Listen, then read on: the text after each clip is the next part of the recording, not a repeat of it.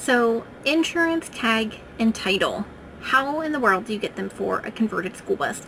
Keep on watching, and I'm going to tell you all about the legal, paperworky, nitty-gritty stuff that we had to go through in order to get our converted school bus street legal.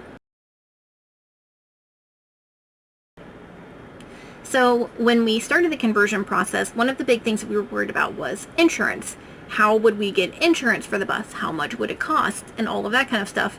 And I was concerned because I thought that it would be really quite expensive since, if you look at it sort of objectively from an insurer's perspective, it seems like a really big risk to take on insuring a converted school bus when you really have no way to verify the people that are doing the build and how well it's been done and all of that kind of stuff. So I thought it was going to be really, really expensive, and I was really quite worried about it. So after we bought the bus at auction, I started calling different insurance companies once I had sort of all of the details of the bus, the VIN number, mileage, all of that kind of stuff. So I had been reading on a few different websites, including Skoolie.net, which is a great resource for people that are doing conversions or want to do conversions or have done conversions. It's awesome. So the big three that were mentioned were Progressive, Geico, and National General. So I started making phone calls, and I called Geico first because that would have been my first choice. It's where my Honda is insured, and then I could have had one bill and everything would have been great, but they no longer do conversions. I called Progressive. They don't do conversions anymore. I called State Farm for good measure. They don't do conversions. And then I called National General, which was sort of my last choice because I hadn't heard of it prior to this. I had no experience with it, didn't know anything about them, but they do still cover conversions. So we ended up getting a very lovely insurance agent who's based out of Minnesota or Michigan. He's way up there somewhere. And the way the National General works is before they'll even give you a quote or tell you definitively if they will actually cover your bus, is they need pictures of the completed process, and then they send that to an underwriter's office. So the way that I interpret that was completed enough for photos, because schoolies are individual. They change a lot depending on the needs of the people that are building them. So my done is not someone else's done, and etc., etc. So we waited until we were done more or less for our standards, and we needed a full workout basically because we are planning on full-time unit, which we do right now. So in August, we were more or less done. There was some stuff like the trim and baseboards and all of that that hasn't been done yet, but otherwise the bus is done. So I called our insurance agent back and said, hey, we're done pretty much. Where do we go from here? So he wanted me to take as many photos as I could, so I took a ton of the inside. I think I ended up with 16 pictures total that I sent him, and then one of the back, the front, and both sides of the bus, and of the exterior of it. So I sent all of that to the insurance agent along with all of the vehicle particulars, the VIN number, the mileage, the year, the make, the model, all of that kind of stuff. And then he sent all of that information to their underwriter's office, and the underwriter's office determined if they would insure it and how much they would insure it for. So for us, they would insure it, which is fabulous, but they won't cover any property damage. So if something happens and we get into an accident, nothing on the bus is actually covered. They will not give us a penny for any damages to the bus itself, but they will cover us for medical. So we'll be covered. Anyone that happens to be involved in an accident with us will be covered, and we have PIP insurance, which is required in the state of Florida. So we got all of that back. It was really speedy. It took maybe a day to get everything set up, which was great. And we pay about $50 a month for insurance, which is super cheap. It's way better than I thought it was going to be. I thought it would be super pricey. Now, once we had the insurance, I was able to take everything and go to the DMV office and get a new title drawn up and a license plate for the bus and actually make it actually street legal. So before we had done that, we had been calling the DMV offices because we had read that sometimes the state would need to come out and inspect the bus to make sure that a conversion was done if you're trying to get it changed over to a motorhome. So we had called a big DMV office down in DeLand to see what we needed to get done and all of that kind of stuff. And the head of the DMV down there didn't really know what to do about it. He had never done a conversion before. He wasn't familiar with the process, so he said he was going to look into it and get back to us and let us know what he found out. But he never did. He never called us back. He didn't answer any of our messages. He didn't answer our emails. Nothing. So we got fed up and we called the big DMV office in downtown Orlando, and they said that they absolutely did not care. A bus is a bus. No one from the state was going to come out and look at it. Did not care. Don't worry about it. So Awesome. One less thing that we had to worry about.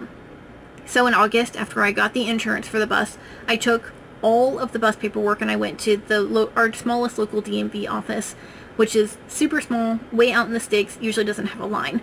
Now, when I was doing this, I ran into an extra complication in that everything was in Mike's name. The bus was purchased under his name, and my name wasn't on any of the paperwork. So I had to fill out a separate power of attorney form for him to give me the power of attorney over the school bus. So I printed everything out, I signed for it, I did all of that. He was in Cuba on a research trip while I was getting all of this done, so he couldn't come in with me. So, which is why I need the power of attorney, because I was doing it all by myself. So I took all of that, and then in addition, I took all of the receipts that we had for the conversion process, organized and separated out by month. I took all of the photographs, I took the bill of sale, I took the title, I took the certificate of authenticity from Thomas that the school district had handed over to us. I took the proof of insurance, all of my identifying information. I think that might have been it. That might have been all of the paperwork that I took. So I took everything in this big old binder and went into the DMV office, and the manager came out to help me. And I told him, hey, I need to get a license plate, and I need to change some stuff on the title for my converted school bus. And he's like, well, that's kind of interesting. I don't really see a whole lot of those. And was super friendly and helped me out. All he needed to see was the power of attorney form, the bill of sale, the title, proof of insurance, and my identification. That was it. He didn't care about receipts, didn't care about photos, none of that, which was great. So I handed all of that over, and then I needed to change the color on the title because we had painted the bus blue and white from its original yellow. We were under the impression when we did it that we had to paint it, that any bus that was not affiliated with a church or school had to be painted something other than school bus yellow. And as it turns out, if it's for private use, you don't have to paint it. It can stay yellow, it doesn't matter. If it's for commercial use and it's not affiliated with the school, then it has to be painted. It can't be mistaken for a school bus. So, totally cool. We didn't realize that. We would have painted it anyway because I don't like yellow, but that's what happened with that one. So we need to change that on the title. And while I was there, he asked if I wanted to change the bus or the title type from a bus to a motorhome, which I thought would be advantageous since technically it is a motorhome now, and that could definitely end up being handy. So for that, there was a separate affidavit that I had to sign stating that we had power, that we had bathroom facilities, and that we had a propane line for stove, that we had a propane stove and we had a way to cook, which we do. We actually just took the propane stove out, but we have a propane line that's been run through the bus, so all we have to do is hook everything back up, get the right fitting, and then we've got a propane stove. But right now we have an electric cooktop, so we still have a way to cook. But, so I signed that affidavit, so got the bus title type, or the title type changed to a motorhome, and while I was at it, I had my name put on the title, and I had it put on with an or, so it's Mike or Katy on the title. And we did that so that if something happens to one of us, legally the other person can still do stuff with the bus without that other party being there. Sometimes you can run into a problem where if it's like Mike and Katy and one of us is not there, then the other person runs into a bunch of hang-ups trying to get stuff done with that piece of property since the other party member isn't there. So it's Mike or Katy, everything's great, either of us can do stuff, with the bus legally, and that's awesome.